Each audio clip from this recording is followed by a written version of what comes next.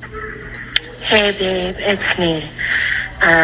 So they checked me into a psychiatric hospital yesterday because I didn't do well picking up Amauri, and I put my pain and my fear and anxiety on her in a very unhealthy way. And after getting ripped apart about that, I got very, very suicidal. Now, this sounds like Cora Jakes, and maybe it is. But if so, what does it mean, if anything? And does it shed any light on the veracity of her daughter, Amauri Coleman, in connection with her sexual assault allegations against Cora Jake's husband? Well, if you want to know what I think about this audio that has made its rounds around the internet, you better stick around. Hi there, I'm Professor Blackmore, and welcome back to my channel and to my series entitled Potter's House Pedophiles, the Sex, Lies, and Audio Tapes Edition. And so, as you can see here, all of these crimes as alleged relate to touching allegations rather than actual penetration with the sexual organ type allegations. Now, actual penetration with the sexual organ would produce actual forensic DNA evidence that would establish beyond a reasonable doubt that the event in fact occurred and who actually committed the act. While on the other hand, having allegations of touching leads the evidence, it seems, to accepting the word of the child that these events actually occurred. Now, I had expected, as the investigation matriculated, there would be additional allegations added to the indictment. But at this point in time, there have not. And there has not been a complaint or information filed by the district attorney. So, this case is proceeding at this time based solely on the grand jury indictment supported wholly by the touching allegations. And there are no counts in the indictment at this time that allege actual penetration of the sexual organ. And so, it appears that it'll be a case based on the word of the child. And as such, we must keep in mind that the Sixth Amendment of the U.S. Constitution and the Confrontation Clause provides a defendant the right to confront the witnesses against him at the time of trial. So I don't see how the child will be able to escape having to testify under oath at the time of trial. Based on the age of the child, there may be some type of partition placed up in between her and the defendant at the time of trial, but I don't see how she'll be able to escape this very important constitutional right. And so now this brings us to the lies and audio tapes. And so now, obviously, based on all of the aforementioned information, Brandon Coleman's theory of the case would be to provide evidence that the child has a history of lying if he wants to create doubt in an effort to overcome the beyond a reasonable doubt standard. Now, I've received numerous comments and messages indicating that the child is a liar. I received this comment about a podcast conducted a few years ago in which it is alleged that Sister Cora Jakes remarked about the child lying. Now, you'll remember in my prior video that I showed you a list of evidence that the DA intends to use at the time of trial, or what we call exculpatory evidence, which includes audio recordings from a detention center. And at that time, I couldn't imagine that Cora Jakes would be calling the jail if she actually believed the child's allegations. Now, there is an audio tape swirling around the internet that purports to be of a call made from Cora Jakes to Brandon Coleman's cell phone. Now, I have no way of actually knowing when this call was made, and I don't think anybody has substantiated in any way by direct evidence when the call was actually made. And I have no way of knowing where the call was made to or actually from. I'm assuming that the call was made to Brandon Coleman's cell phone, but I really just have no way of knowing exactly where the call was made to and what Cora Jakes is talking about in the call. But she describes an event in which she was upset with the child for some reason. Now, some people want to assume, that's right, I can't see this as anything else but assuming that the call was made while Brandon Coleman has been detained in jail, and that Cora was referring to an event that may have been tied to Cora's belief that the child was lying about the sexual assault allegations. But when you listen to the audio, it does not state when it was made, and there are conflicting reports out there that this was really from an event that occurred in 2021. So we have absolutely no idea. And the audio does not reveal exactly what Cora Jakes is talking about. So let's listen to this audio.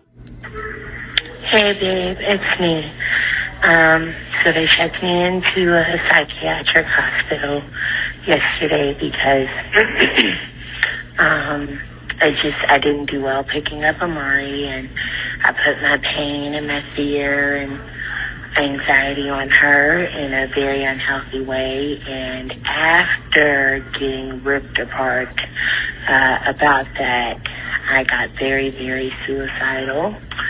And Dr. Jill just happened to be there. So Sarah and her worked out for me to be at a psychiatric hospital for the next couple of days to be on suicide watch. They're taking care of the kids, and I've been able to do a lot of processing here. I actually slept for like 6 hours. I haven't slept for over an hour or two since Sunday. Eating a little bit, but not a lot. I just wanted to check in with you and let you know what's going on. And, you know, I wrote you a letter, I wrote Maya a letter, I wrote Tuka a letter, and then just a letter to family in general. But I love you, and I guess I'll try to call you back in a little bit. Bye.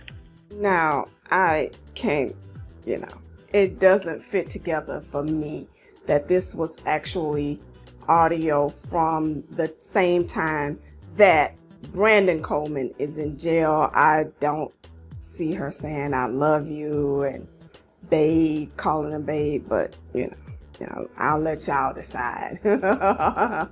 Now, if you listen to audio from videos from the YouTube channel of YouTuber Nosy Bystander, and I'm placing the direct link in the description section below. But in those interviews, Brandon Coleman specifically states that he has not spoken to Cora since he has been detained in jail. Now, I'm directing you to her YouTube channel to listen to all of the audio interviews. But let's listen to a little bit of this audio. Have you talked to her while you've been in Ellis County? No. So no letters, no calls from Cora, nothing? Nothing. Okay. Yeah. Like I said, I'm here, so I really don't know what to think. So, I figured I cut all my ties because, all my ties have been cut anyways. And like I said, I really didn't know what to think. So I'm here, I'm here. So what am I supposed to think? Yeah. And well, when you were first arrested, you were arrested in Grand Prairie. At any time while you were in Grand Prairie, did you talk to Cora? I called her when I got locked up. Okay. Yeah, I called her when I got locked up. And what did she say? Do you remember the call? She just said, "I'm so sorry." And so not only does he state that he has not spoken to Cora Jakes, but he also specifically states that Cora Jakes has not called or written to him since he's been detained in jail. And now he does state that he made a call to her when he was in the prior jail before he was extradited to the county, the target county, Ellis County. So he calls her and sounds like a very brief conversation. But in any other respect, it seems that he states from his own mouth that he has not spoken to her. Now, Brandon Coleman does state that he was able to speak to Cora when she was hospitalized in the psych hospital. So let's take a listen to that as well. So Cora was institutionalized. She went to a mental health care facility. You know that. And she's left you several voicemails while she was in the facility. When she was in the facility, did you, other than the voicemails, were you able to talk to her while she was there and basically help her with her mental health, or get an understanding as to why she was even there? I was able to talk to her, Mm-hmm. And just kind of check on her, see how, what was going on, with her and all that stuff. Yeah.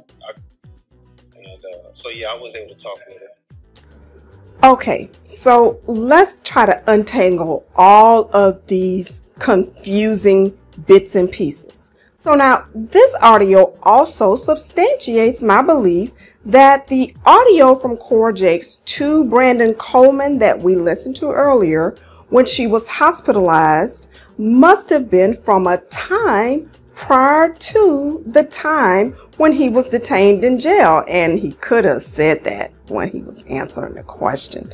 So I really don't know what's going on. People are working together, try to piece stuff together to make it sound a certain kind of way. But he could have said, yeah, back in 2021 or whenever it was. And so anyone who would want to establish that Cora Jakes does not believe the child because she's talking to Brandon Coleman while he is in jail cannot establish this, because Brandon Coleman himself specifically states that he has not spoken to Cora Jakes except for the one time in Grand Prairie, in the Grand Prairie jail. He has not spoken to Cora Jakes since he's been detained in the Ellis County jail. Now, I've also received comments from numerous people about allegations the child made in a previous home, a previous foster care home, wherein she makes sexual allegations against another person in another foster care home committed by someone else. Now, here's a small portion of audio which reveals what I see to be Brandon Coleman's theory of his case, in which he would purport to establish that the child has a history of lying. And so now let's take a listen to some of this. Yeah. And, this kind of like one of the things I told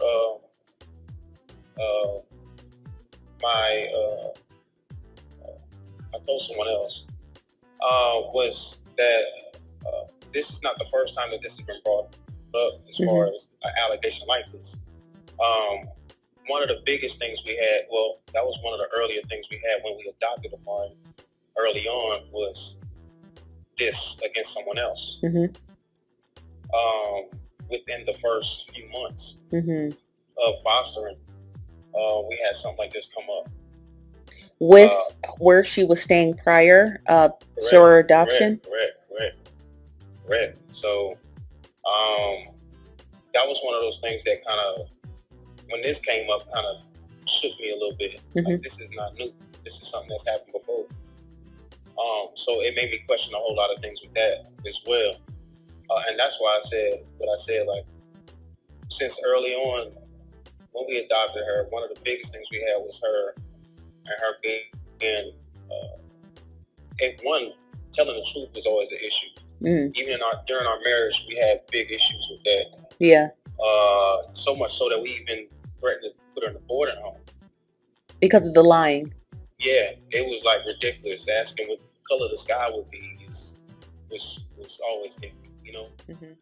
Okay, so to me, something does not quite add up to me about this testimony from Mr. Brandon Coleman. First of all, it seems that this is being placed into the atmosphere by him only. I have not seen any proof of these allegations coming from anybody but Brandon Coleman. Now, based on my personal interactions with the Texas Child Protective Services, it does not add up because Brandon Coleman has stated in prior portions of this audio that this child has been in their home since she was age 3. And that includes time that they actually fostered the child as well. So when would the child have been in another home? Based on my prior dealings with Child Protective Services, they would not have a child being fostered in Cora Jake's home for some period of time beginning at age 3, then move the child to another home to be fostered, and then move the child back to Cora Jake's to be fostered for foster care and ultimately to be adopted. So it's something about this does not quite add up. It's just not something that Child Protective Services would do based on creating a stable environment for a child. They don't move children back and forth to different places. If they had a reason to move her out of their home after being fostered, I don't see them moving the child back to their home. They would have been moving the child for some reason, okay, that developed into something that was not in the best interest of the child. So I wouldn't see them moving the child back there to be adopted. So there's just something about this that's a little off. Also, if this was an allegation a child made in a prior home, was it when the child was 2 or 3 years old? At the age of 2 or 3, the child makes a similar sexual allegation like this. The child can speak and talk about sexual acts. Just doesn't add up. Or was there some point in time when the child was older when she moved out of their home being fostered? They said that they fostered the child since she was 3. So CPS moves the child to another home to be fostered. So she's in another home when she's at some point in time when she's older. And then she made these similar allegations. It does not quite add up for me. Okay. So in addition, many of you have commented or messaged me stating that there is audio wherein the child admits to Cora Jakes that the allegations she made against her adoptive father, Brandon Coleman, are not true. So I'm going to let you listen to this so I can give you my opinion about this as well. So let's check it out. So we left off when we were discussing that recording. So there was a recording that was sent to you with Amauri and Cora, and it sounded like they were having a conversation. And you were getting ready to tell me who sent it, the recording to you. Yeah. Because you believe that this individual may or may not be wanting to help you in your case. So can you go into that a little bit further? Well, yeah, I mean, Cora sent it to me. Cora sent it to you? Yeah. Why do you think she sent it to you? I think it was the idea of, like I said, I questioned what was going on. Mm-hmm. You know what I'm saying? Like what was being said. Like I didn't know what I was writing. Like what the hell, you know? Yeah. So she sent that to me. Mm-hmm. Do you believe that she did it because she believes you're innocent? That's what I believe this whole time, you know. I believe that. Mm-hmm. Yeah, right? Because she's your wife of 12 years.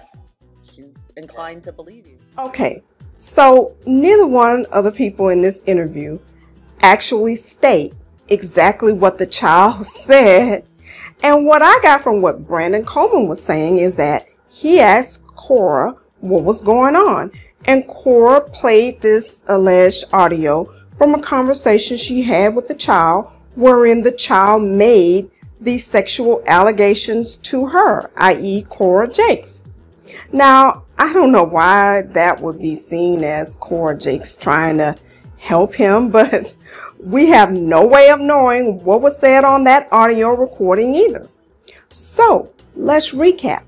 We have Brandon Coleman stating that the child has a history of lying. In order to prove this, you would need CPS records from other prior foster parents proving this up. Based on Brandon Coleman's own audio, we know that he has not spoken to Cora Jakes since he has been in the Ellis County Jail. She has not called or written since he's been there.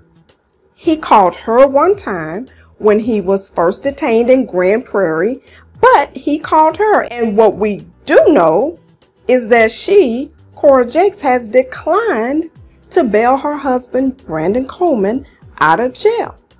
Now, whatever audio there is out there between Cora Jakes and her daughter, Amauri, based on Brandon Coleman in his own audio interview in his own words, it appears that it's audio of the child actually making the allegations that are made the basis of the criminal indictment. So, other than Brandon Coleman's word, we have nothing. We really have nothing to substantiate that the child has a history of lying. Now, if there is video wherein Cora Jake states that the child has a history of lying, I will call her to the stand at the time of trial if I represented Brandon Coleman, because this would create enough doubt to overcome a finding of guilt beyond reasonable doubt on allegations that are based only at this moment in time on the word of the child. But I personally have not heard or seen this podcast. And if someone has a copy of it, please send it to your girl. And so, with all of this being said, as you know on here, I just ask and report and I let you decide. So, what do you think?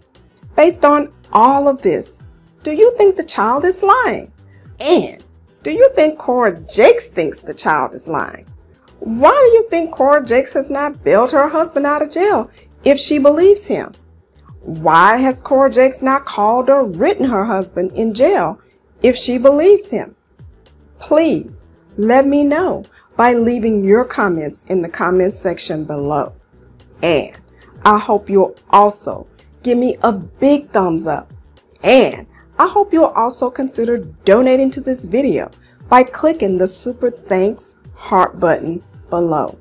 And while you're there, I want to also ask that you please subscribe to my YouTube channel and click the bell so you'll be notified whenever I come back with more hot tea drama on this case. And please also follow me on TikTok and Instagram.